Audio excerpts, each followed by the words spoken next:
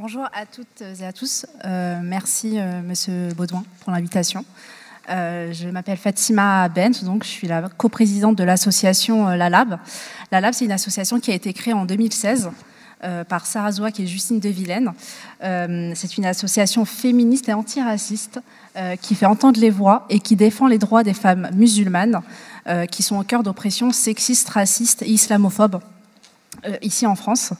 Le collectif, l'association La Lab, c'est une réponse qui est politique, c'est une réponse qui est collective. Donc c'est une collectivité de femmes musulmanes et de non-musulmanes, donc d'alliés, qui militent à nos côtés pour justement lutter contre les discours sexistes, racistes, islamophobes qu'on entend à longueur de journée et des expériences de discrimination que vivent les femmes musulmanes ici en France, ou des débats politiques, des débats médiatiques sur lesquels elles sont constamment pointées du doigt, où la dignité de ces femmes-là est constamment remise en question, sans qu'elles aient droit à la parole, sans qu'elles soient invitées à ces exercices-là de médiatisation. Donc voilà, nous, chez La Lab, c'est vraiment une réponse politique et collective qu'on souhaite apporter face à ce marasme en fait islamophobe et complètement sexiste et raciste dans lequel nagent les femmes musulmanes depuis des générations et depuis des décennies. Chez La Lab, on s'inscrit, donc on existe depuis 2016, on est une petite association, on a 6 ans, mais on s'inscrit dans vraiment un héritage féministe, dans un héritage antiraciste aussi. Chez La Lab, en fait, on s'inscrit dans cette continuité de femmes féministes, de femmes musulmanes qui ont œuvré dans leur travail pour la cause, pour la pensée féministe partout dans le monde. On peut notamment citer une intervenante de tout à l'heure, Asma Lamrabet, qui est une source d'inspiration pour nous, qui est vraiment cette femme qui nous a permis de réconcilier notre identité musulmane et notre féminisme, de nous dire que ces identités-là qui sont altérisées ici en France ne sont pas incompatibles avec le féminisme. Au contraire, elles enrichissent notre vision féministe, elles élargissent en fait notre champ de vision, elles élargissent nos champs des possibles. Et c'est grâce à ces femmes-là, que ce soit Asma Lamrabet, Fatima Mernissi, Zaina Anwar, Amina Wadoud, toutes ces femmes-là dont je vous invite vraiment à aller chercher le travail et à aller lire leurs productions écrites, qui ont vraiment nous ont permis de nous réconcilier avec nos différentes identités, là où en France, moi personnellement, si je parlais de mon histoire personnelle, où je me suis jamais reconnue dans les figures féministes ici en France depuis mon plus jeune âge. Je n'ai que 32 ans, je suis encore très jeune. Voilà, j'ai grandi dans une société où les femmes qui me ressemblaient étaient constamment soit pointées du doigt, soit opprimées, soit considérées comme des victimes de leur communauté. Et ces femmes-là, Fatima Mernissi, Asma Lamrabet, nous ont permis justement de nous faire prendre conscience que nos communautés sont certes en effet des sources d'oppression, que les violences que vivent les femmes musulmanes sont de toutes sortes et de toutes sources, c'est-à-dire tant la société que leur communauté et leur famille peuvent aussi être des sources de violence, mais qu'on peut aussi se libérer nous-mêmes sans qu'on soit pointé du doigt comme étant des victimes silencieuses. Au contraire, on est des femmes agissantes et des sujets politiques qui agissons pour nos droits et notre indépendance.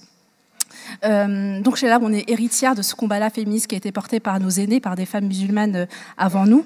Chez La Lab, on souhaite justement proposer un nouveau paradigme de lutte contre les discriminations, c'est-à-dire un paradigme de lutte contre les discriminations où les femmes musulmanes sont au centre des solutions qu'elles apportent à leurs problématiques et qu'elles ne soient pas en marge des politiques, mais qu'elles soient vraiment au centre des discours, au centre des représentations, au centre des narrations, qu'elles soient des narratrices, qu'elles soient des bâtisseuses, des femmes qui écrivent, en fait, qui bâtissent la société dans laquelle elles souhaitent vivre. Sachant que chez La Lab, notre mission, elle est plus large. C'est-à-dire que, certes, notre partie du gâteau, si je peux dire ça comme ça, concerne les femmes musulmanes, mais notre vision, elle est plus large, c'est de faire en sorte que toutes les femmes puissent être elles-mêmes dans cette société sans peur d'être jugées, discriminées, violentées, quel que soit leur choix, leurs orientations sexuelles, leur choix vestimentaire, leur genre, leur choix de vie en somme. Donc voilà, donc La Lab, c'est vraiment cette expression de sororité politique, d'affirmation, de recentrer vraiment la voix des femmes musulmanes, d'introduire et de centrer les voix des principales concernées dans ce débat politique et médiatique dans lequel on a été constamment exclus. comment ça se passe chez la Lab? Comment en fait on essaye d'articuler ce féminisme-là? Comment on essaye de réparer? On commence déjà, on a 3 grands objectifs chez la Lab. Le tout premier, c'est celui de créer une communauté de solidarité. On le sait très bien, en tant que femme, dans cette société, on brise des solidarités féminines, on brise des solidarités entre elles. Nous, ce qu'on souhaite chez la Lab, c'est justement de créer une communauté où les femmes en fait se soutiennent, où les femmes s'apportent de l'amour, s'apportent du soutien, où ces femmes qui ont été complètement disparates et complètement déchirées dans leur vie parce qu'elles vivent des oppressions, qu'elles ont été, des groupes, comment dire, des espaces de sociabilisation ne font pas légion. Nous, ce qu'on souhaite, c'est vraiment de se réparer, donc d'apporter de la guérison dans notre combat politique, de se réconcilier avec nos identités, de se réconcilier avec le fait qu'on peut être féministe et musulmane sans que ça pose des questions, qu'on peut être femme issue de l'immigration, profondément féministe, lutter contre les oppressions qu'on vit dans nos sociétés et dans nos familles, et que c'est à nous de prendre la parole sur ces sujets-là et non pas les autres. Donc vraiment, créer cette communauté de solidarité, de soins.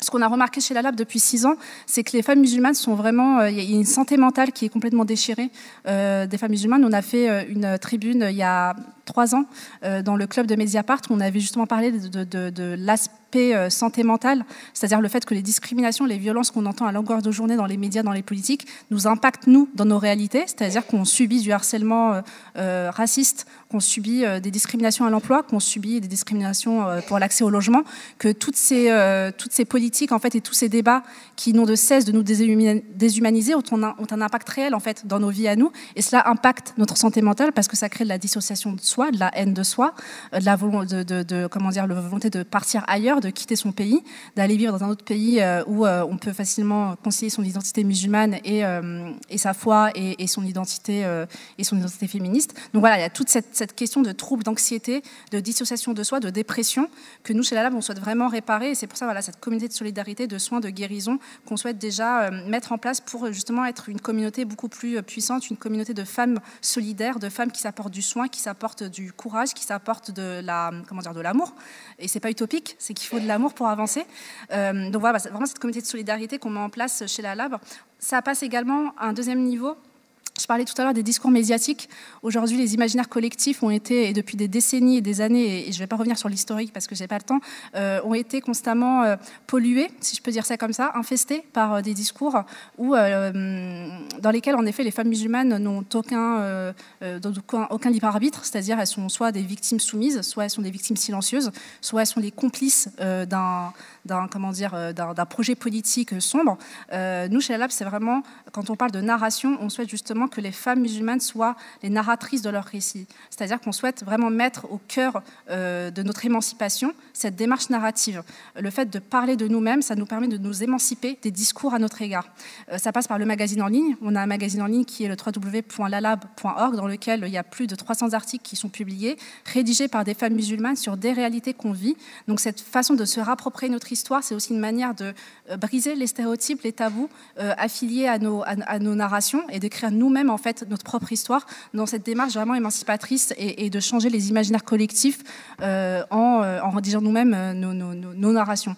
Donc ça passe par du coup une communauté d'expression, une communauté de savoir, une communauté qui produit elle-même ses propres savoirs, qui s'instruit également des femmes que j'ai citées auparavant, Fatima Mernissi, Asma Lamarabe, Zaina Anwar, qui nous permettent justement de briser les savoirs hégémoniques sur les femmes musulmanes, tant au sein de la société qu'au sein de la communauté, c'est-à-dire qu'on pointe aussi du doigt les discours religieux qui sont très réducteurs sur les femmes musulmanes. Ce qu'on souhaite, nous, chez la Lab, vraiment avec des ateliers mensuels qu'on met en place, c'est vraiment construire des narrations nouvelles, construire des expressions, des savoirs qui sont beaucoup plus pluriels, des expériences qui sont plus proches de la réalité des femmes musulmanes que l'espèce d'homogénéité dans laquelle on nous enferme constamment.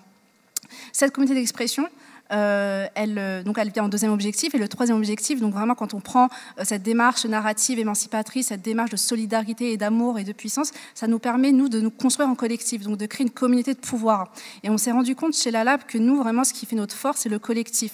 Ce qui fait notre force, c'est d'être des femmes musulmanes plurielles qui avons chacune une identité particulière, qu'on est chacune différentes les unes des autres, qu'on n'est pas toutes les mêmes, que nous ne vivons pas toutes les mêmes oppressions, nous ne vivons pas toutes les mêmes galères dans notre vie, et que c'est vraiment cette richesse et cette pluralité-là qui fonde le collectif et qui permet de voir qu'en fait, les femmes musulmanes sont une myriade en fait, d'expériences et ne sont pas juste un bloc homogène dans lequel on les enferme.